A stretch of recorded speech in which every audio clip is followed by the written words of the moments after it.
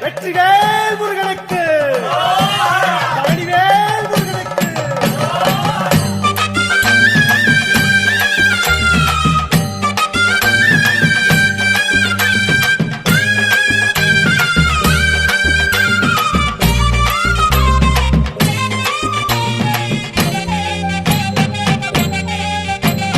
பழனிமலை முருகனுக்கு பண்டாரம் தேடி வரும், ஆண்டி முகம் காண வரும், ஆவினங்குடி தேடி வரும், கால்நடையா வந்த காவடி இது தேடுவது கந்தன் காலடி.